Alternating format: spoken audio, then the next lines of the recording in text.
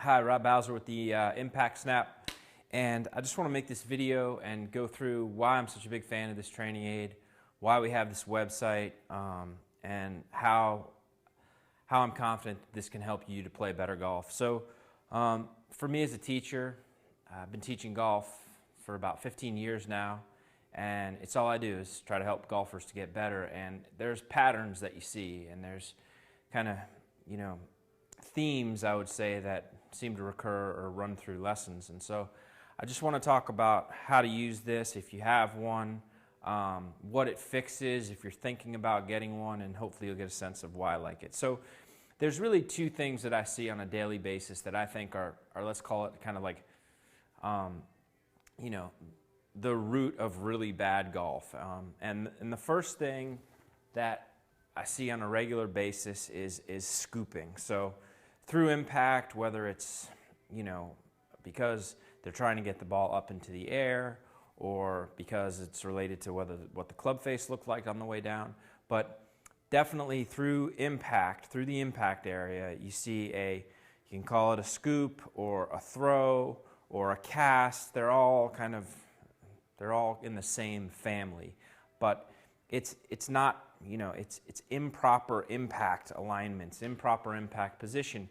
And when your impact is bad, you will duff it, you'll hit behind it, and you'll top it. So really what's happening is the low point of your golf swing, the bottom, if this is the ball, the bottom of the arc, the bottom of the swing arc is before the golf ball, and you either hit the ground early, hit behind it, chunk it, or you catch the ball as the club is swinging up and you top it. And so typically that's caused by what your hands are doing or how you're releasing or trying to release the golf club through impact.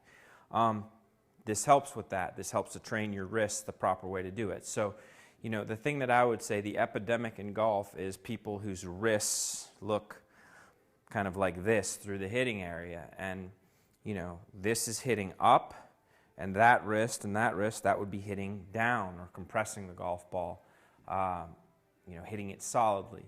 So this training aid will help you do that.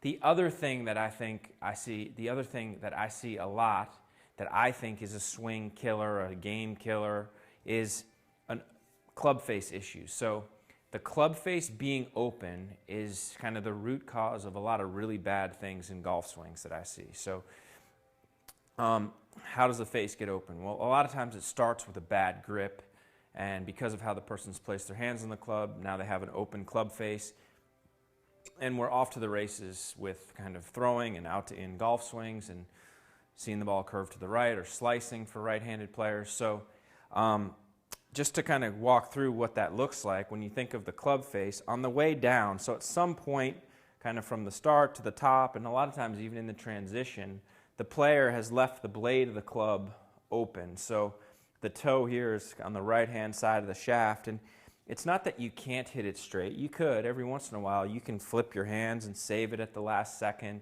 But the typical swing pattern we see with the golfer who's got the face open is some type of an out to in, early release, working across the golf ball and hitting kind of weak powder puff cut type looking shots. And so the impact snap can help to fix both of these things. And so, one of the things that will do is on the way down into the golf ball, it will teach you to rotate your forearms correctly and use your wrists correctly to get the club face squared up sooner. So I like a club face that looks at the ball as it's approaching it, not a club face that's looking to the sky as it's approaching the golf ball. And with high-speed camera and with video, you can see what's happening with people's golf swings now. So here's the impact snap, and just to kind of go through how it works. So there's a slide weight in here, and this really just gives you the feeling of the snap and is the sound at the right spot. So you kind of slide it up. So one thing I like is it helps people to hinge their wrist. If you don't hinge your wrist in the backswing, in order to hear that slide, you have to hinge your wrists. And then as you come into the ball, you start to learn how to rotate to square the face.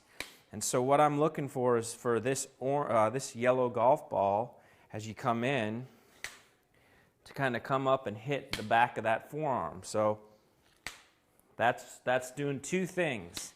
It's squaring the face, but it's also kind of bowing that lead wrist.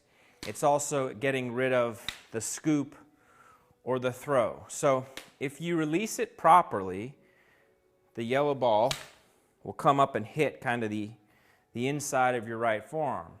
If you do what I see on a daily basis, scoop it or throw it to try to square the face, the yellow ball won't be anywhere near your forearm.